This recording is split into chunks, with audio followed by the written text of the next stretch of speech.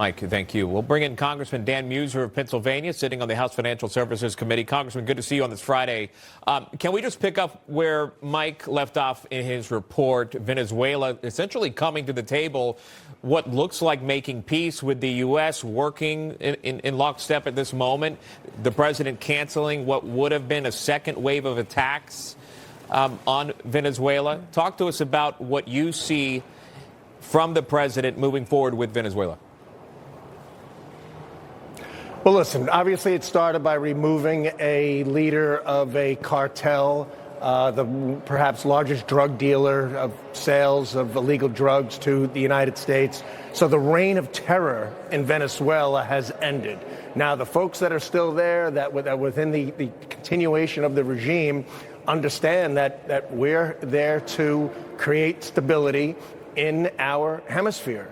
And the Venezuelan people are all for it. We see that. We see the Venezuelan Americans. So we're going to be making investments. The attacks on humanity must end. The imprisonment, they're letting out all of these thousands of political prisoners. So that we're seeing some cooperation, and that needs to continue. So as Venezuela can be a free nation and a stable nation. And seriously, this, the talk of oil, I mean, this was about removing a dictator who declared himself in charge of the nation, who was a number one drug dealer, number two on the FBI's most wanted list. Yeah. Now we're going to do everything we can to create stability and bring, freedom to the Venezuelan people. You spoke about oil. That brings me to my next point. The president planning to meet with a group of oil industry executives. This is happening at the White House. It's happening today.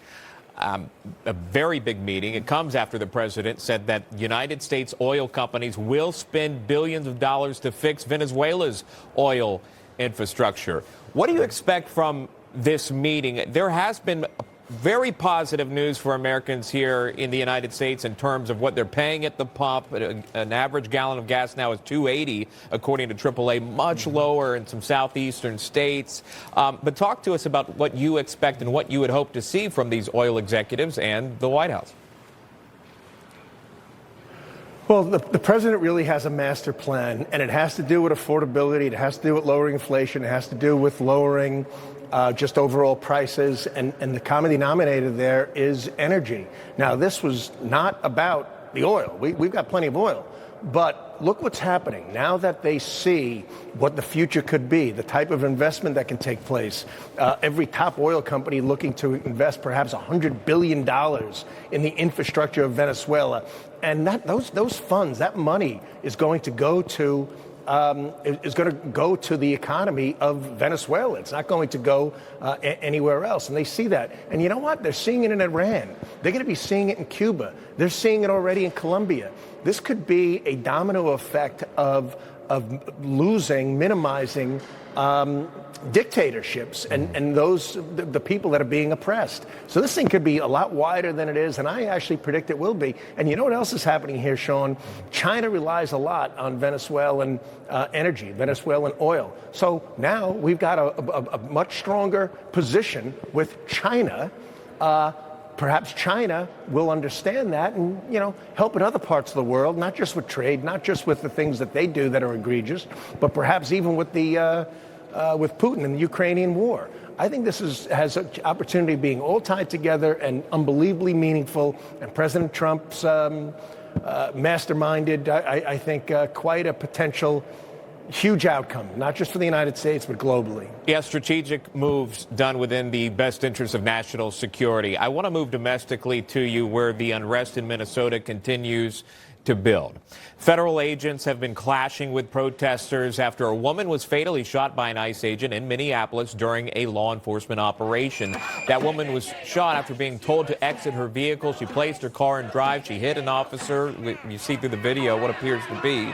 Attorney General Pam Bondi sent out a message for the protesters that have taken to the streets.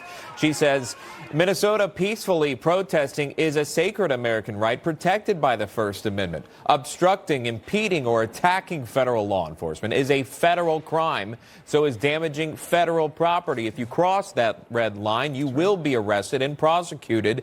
Do not test our resolve. Does she stand behind a message that you approve of?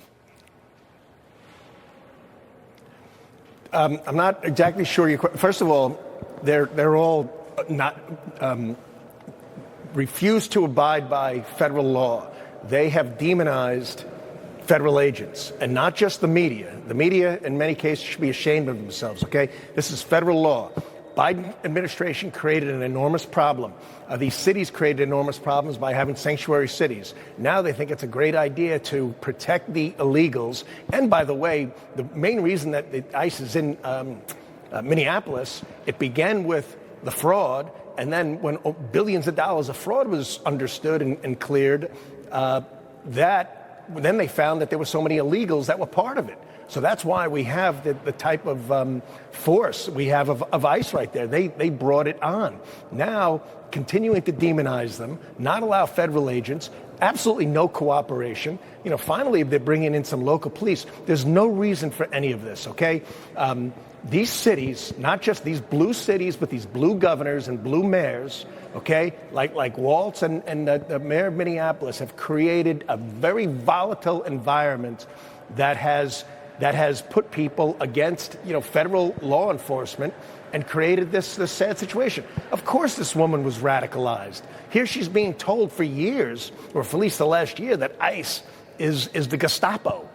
She's a tracker. She goes around, follows ICE, and does everything she can to disrupt. In this case, she went way too far. Now, I'm not saying this thing is going to be reviewed, that this shooting was appropriate or justified or necessary. I'm really not. But what I am saying, the volatile environment that was created was caused by the Democrat leadership and the media making law enforcement out to be Gestapo. And, you know, very, very tragically, this occurred, and it needs to stop. We need a level of cooperation to work with ICE, to work with federal law, to work with President Trump. And a lot of this has to do with President Trump. I mean, if this was perhaps any other president, they'd be welcoming this situation so as they could bring law and order to their cities. You've never had to carry out an operation like this, reverse mass migration, and we're seeing it happen in real time. When it happens in sanctuary cities, that's where it gets a little sticky because they don't have the cooperation of the local authorities. They're doing it on their own there. That's Congressman Dan Meuser pointing that out. Congressman, thank you so much. Great to see you. Appreciate that. Sean, thank you. Great. You got it.